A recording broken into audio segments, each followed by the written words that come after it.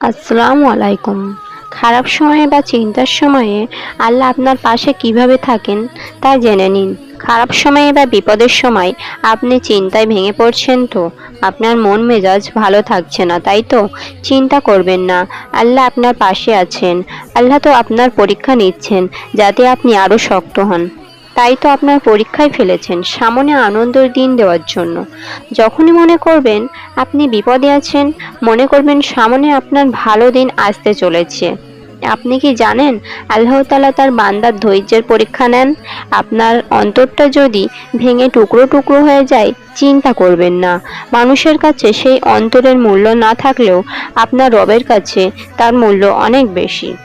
হয়তো আপনার জীবনে এমন কোনো ভালোবাসার জিনিস ছিল যা আপনি হারিয়েছেন, যাকে আপনি অন্তর থেকে পেতে চাইতেন।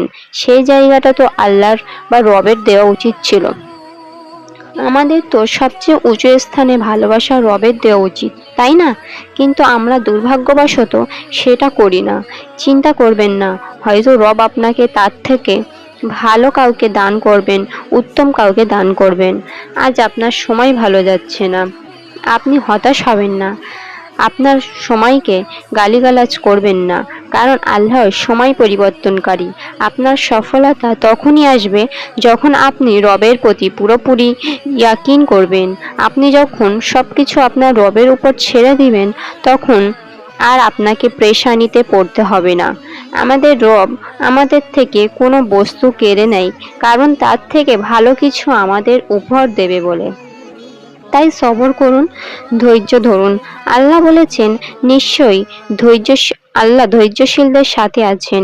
মুমিন কখনো হতাশ হয় না, আশা ছাড়ে না। সে পুরোপুরি আল্লাহর উপর বিশ্বাস রাখে। খুব তাড়াতাড়ি আল্লাহ আপনাদের চোখের পানি মুছে দেবেন এবং আপনাদের কষ্ট দূর করবেন। আপনার জন্য ভালো ফয়সালা করবেন। সিজদা দোয়ার অশ্রুগুলা আল্লাহ মূল্য দেবেন।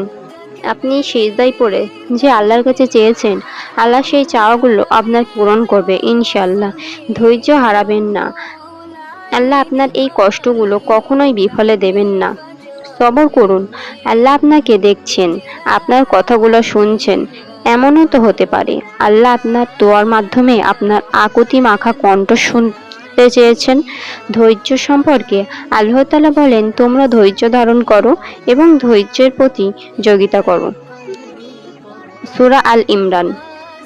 কেবল ধৈর্যশীলদের তাদের প্রতিদান দেওয়া হবে কোনো হিসাব ছাড়াই। যতটা ধৈর্যশীল হবেন আপনি, ততটাই আল্লাহর পরীক্ষায় উত্তীর্ণ হবেন। অতি সহজে আপনি কিছু পেলে আপনার টান কম থাকবে, কষ্ট সবরের পরে জিনিসটা পেলে বেশি আকর্ষণ থাকবে, তাই না? যারা টাকা পয়সা বাড়ি গাড়ি নিয়ে ব্যস্ত, তাদের আল্লাহ ধন সম্পদ দিয়ে পরীক্ষা করেন। তাই ধৈর্য ধরতে শিখুন, কারণ মানুষ যখন কষ্টে থাকে তখন রবের বেশি কাছাকাছি আসে।